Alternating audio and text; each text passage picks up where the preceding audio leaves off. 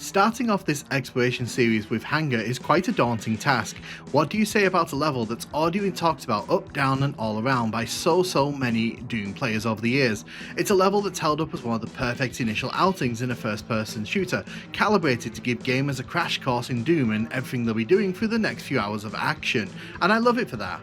I've seen some other people be very critical of this level, saying it's too easy, saying that it doesn't do enough to challenge the player, but you have to put this in context of 1993. This was the first Doom level, and for a lot of people, it was the first Doom level they played because this was the first level you booted into when you played the shareware version of Doom. So this level had a lot of weight to bear on its shoulders, and I think that it executes the task they'd set out very admirably. The use of spaces in this one is very creative, lighting is varied, the spaces are big, small. I like the fact that Romero has things like the screens hanging off the roof here. I like the fact that when you go into different rooms you get different vibes. Not every room is just a tech base, every room is varied, interesting, there's a story being told through the environment, and I think that a lot of the encounters in this one, while not overly challenging, they do a great job in holding the player's hand just enough so that they understand what they're meant to be doing. You don't want to be throwing top tier enemies at players this early on, and I think that the spaces in this one, like the armor there, are well protected by the shotgunners on ultraviolence. It's a nice little reward to get through the enemies, collect all the things that they drop, and make it out of a level. One thing that's been talked about very much about this level is the fact that it's got a U-shaped design, and Romero was very proud of that fact.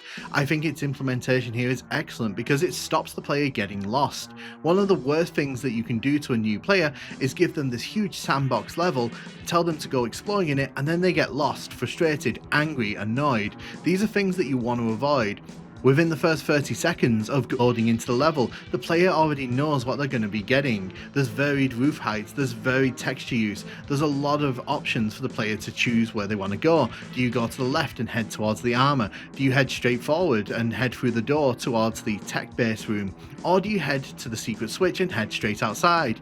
There's options being offered to the player here, and that is very underappreciated during this time in gaming. Even if the player doesn't want to rush around, they can look outside the window, see that there's not only a room far across on the other side of the room where enemies potentially could shoot across, but there's a wide open space outside. It's inviting the player to explore, and because the player can see that there's a pathway out there on the right hand side from the window, it means that there's a way to get out, and so the player becomes curious, how do I get to that space? And again, that is something that I really like about Knee Deep in the Dead's consistent design. I also like that this level isn't devoid of hazards. There's exploding barrels that the player can accidentally trigger if they're not paying too much attention. These can hurt the player, and they can teach the player that you've got to be really careful where you're shooting.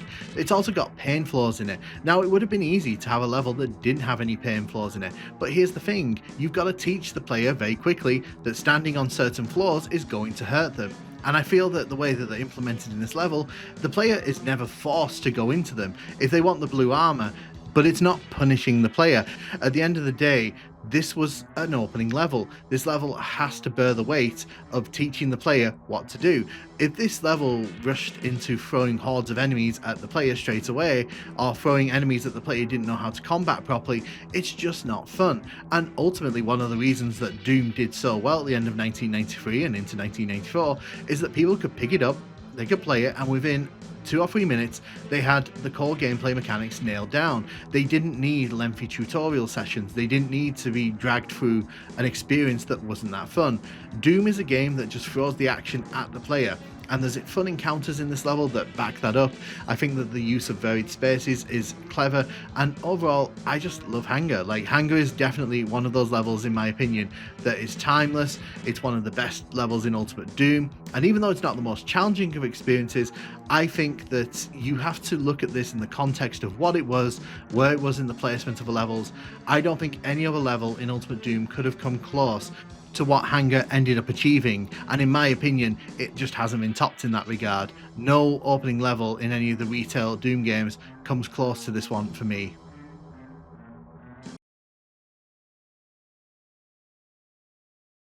The first thing you'll notice here is that the use of textures is a lot less varied in the PlayStation 1 version, but the other thing that you might notice as well is that the geometry has been simplified in the Jaguar levels. In the PC, there's actually a step that lets you step out of this central area, whereas in the Jaguar version, that is not there. You can see though that the general layout of the room is still very much the same. As we head into this space here, you can see that the lights don't make it over to the PS1 version. Neither do those tech flashing pillars. This room is completely empty in the Jaguar levels. Now, you can see here as well that they have kind of got rid of the texture that kind of rotates around on this little pillar here. But also what's worth noting is that as we make our way back to here, you can see that the room layout, it's generally the same, but the texture used, again, it's slightly different. The floor though is very much the same. Well, it appears the same across the two. It uses the same basic shapes. Obviously, a lot of the tech part of the tech base here has been taken out. It feels just a bit more sterile, I'd say, in the Jaguar levels on the left. But you can see that they have tried to keep things as close as they can. You can see when I said earlier on, they've removed a lot of the tech textures. This is the area where you can really see that. A lot of the sort of computers, the screens, they've been removed, and instead it's just more generic sort of textures that are used. A lot of the blues are gone as well from the PS1 set of levels. This isn't too surprising because obviously they wanted to limit the use of the textures because it would help performance on the consoles, but it does mean when you're looking around you get more generic screens on the Jaguar levels than you do on the normal sort of PC levels. And you can see at the top there the screens that are sort of showing the planet, they're not there. I do like that in the console version of this level, they've tried to keep some of the things consistent. So the lights in the corner, for example, they are consistent. However, in this room, you can see the green texture is completely gone. However, in the PS1 version of this level, they have kind of bathed it in this sort of radiant green glow, which I think kind of achieves the same feeling. You can see the translucent texture up top there, which covers the sort of exit out of that secret area. On the PC version, they don't have translucent textures, so it's just a texture that's hiding the pathway. As we head down the steps here, this area has a completely different vibe. It's the same shape, but you can see that I couldn't really describe what the PC version of this wall is supposed to be, but it's just more generic space out on the consoles. But the outdoor space here has not been reduced at all. You can see that it's got the same pool here, it's got the same blue armor, and it looks more like a tech base from the outside when you're looking back at the entrance that you come outside to. It's interesting to me that they made all these changes, but the outdoor space here doesn't really get compromised in any way. Maybe they felt that the outdoor space here was just that important. As we head back into the main bulk of the level here, we'll head towards the exit. You can see that the textures with the holes in it on the PC version, they are not here. Instead, on the console versions, they've actually implemented sectors there that kind of act as the same thing. They achieve the same thing, but in a slightly less cool way. You can see as well the end room here, it has this flashing light that's sort of dimming in and out. It should be noted on the Super Nintendo version of this room, there is actually no barrier there. They get rid of the barriers on the left and the right, so you can just walk around the room. Very interesting choices. As we head inside here, again, that green texture just does not make it over to the console versions. Particularly interesting. It does make me wonder why they got rid of that texture when it's so heavily used in Knee Deep in the Dead. You can see as well, like, the texture is not used up here. So the console version of this level just has a slightly more industrial feel to it. And there's the translucent texture that I was talking about earlier on.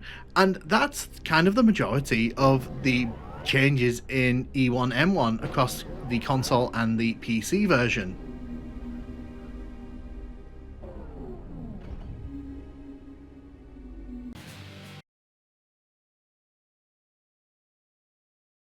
So I'm going to play through the PC version of this level here. If you've ever played Doom, you've obviously probably played through this level like this. It's important to note that if you play on Ultraviolence, your encounters with the shotguns at the start can be pretty rough, because this is where you will need to grab a shotgun quickly to help defend yourself. Also should be noted that switch was not added until version 1.9 of this level. It was added in by Romero to make the level more accessible across multiplayer. As we make our way into this space here, you can see that we can be ambushed by enemies on either side. Now, what's interesting to note is that if you're playing on the PlayStation 1 or Sega Saturn's versions of this level, there's actually a chain gunner behind here. Yes, the Doom 2 enemy makes an appearance behind that structure. As we make our way into this room here, you can see that the imps up there, I like that the imps are used in that way. They're kind of there to teach that you can shoot up and down, the game will do the aiming for you. It's a fun way to kind of introduce that concept to new Doom players. I've always been a bit disappointed there aren't more enemies outside in this space. I feel like the outdoor space, it could have done with 1 or 2 enemies in my opinion. I do like the use of lighting in this area, it does feel pretty fun. You can also see back in the comparison, the PS1 version of that area, very dark. It's probably a bit too dark in my opinion.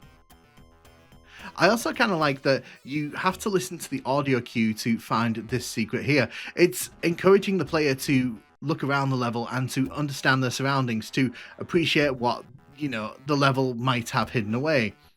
But ultimately for me, I think Hangar on PC, very, very solid first level. I think that it earns that iconic status because it's simple, it commits to the act of being an opening level. I do really think that when you're talking about great opening levels in 90s first-person shooters, Hangar is definitely among the best of them. It's balanced, it's fun, it works really well as a single-player level, it works really well as a multiplayer level. The spaces just work in that level to teach the player about Doom. The spaces are fun to explore, and without holding the player's hand too much, it teaches the player everything that they need to know. Let me know, are you a big fan of Hangar? Let me know in the comments, and thank you so much for watching.